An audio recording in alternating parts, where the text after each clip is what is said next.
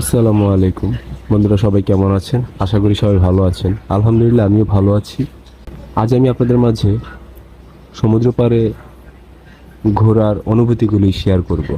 সমুদ্র পাড়ে ঘুরতে আসা মানে একরাশ মুগ্ধতা আর স্নিগ্ধতার ছোঁয়া।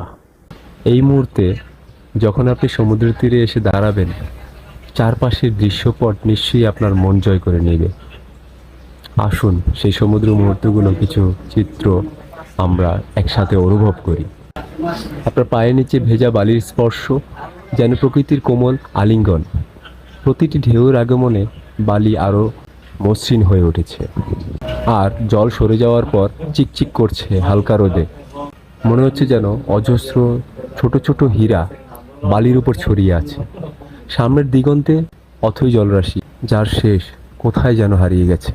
নীল আকাশ আর সমুদ্রের নীল মিলেমিশে একাকার হয়ে এক অপার্থিব দৃশ্যের সৃষ্টি করেছে। দূরে কয়েকটি পালতোলা নৌকা ভেসে বেড়াচ্ছে, যেন সাদা মেঘের টুকরো জলের উপর নৃত্য করছে। আর তার ফেনিল সাদা জল মুক্তোর মতো বালির উপর ছড়িয়ে পড়ছে।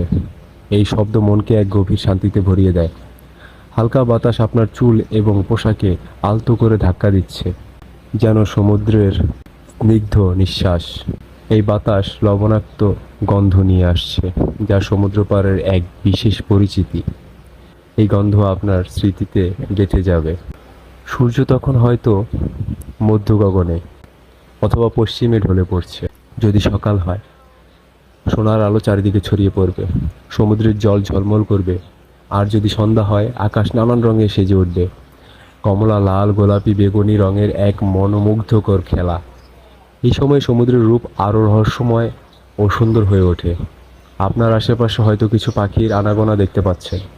শঙ্খচিল আকাশে উঠছে, তাদের তীক্ষ্ণ ডাক সমুদ্রের নীরবতাকে খানিকটা ভেঙে দিচ্ছে। ছোট ছোট সিগাল ঢেউয়ের কিনারে খাবার খুঁজে বেড়াচ্ছে।